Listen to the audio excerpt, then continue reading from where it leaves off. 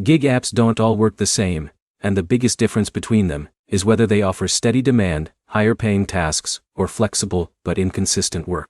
By the end, you'll know which gig apps are best for predictable earnings, which ones are better for quick cash, and which ones only work if you already have strong demand in your area. Start with delivery apps.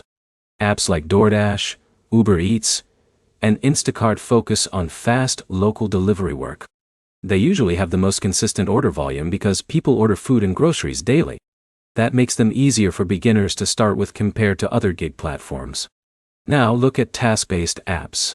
Apps like TaskRabbit or HandyPay for specific jobs like moving help, furniture assembly, or home repairs. These jobs usually pay more per task, but they are less frequent and depend heavily on local demand. That means income can be higher per job but less consistent overall. Now look at freelance gig apps. Platforms like Fiverr and Upwork focus on digital services like writing, design, and editing. These apps can scale higher in income because you are not limited by physical location. But getting started usually takes more time because you need profiles, samples, and reviews. Now look at microtask apps. Some gig platforms offer small online tasks like surveys or data labeling. These are easy to start but usually pay lower per task because the work requires less skill.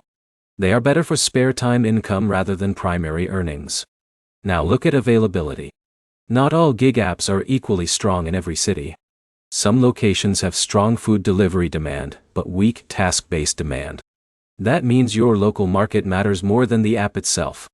Now here's what most people miss. No gig app guarantees consistent income on its own. Most successful gig workers use more than one app to balance slow periods and high demand periods.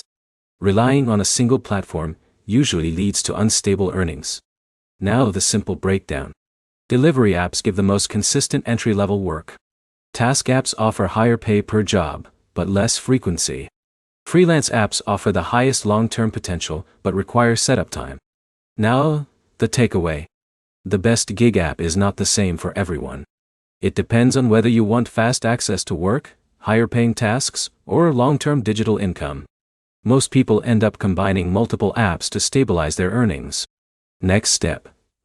Test 2 gig apps at the same time for 1 week, and track which one gives you the most consistent daily income instead of relying on assumptions. Subscribe for more clear breakdowns of gig platforms, online income systems, and real-world earning strategies without hype or confusion.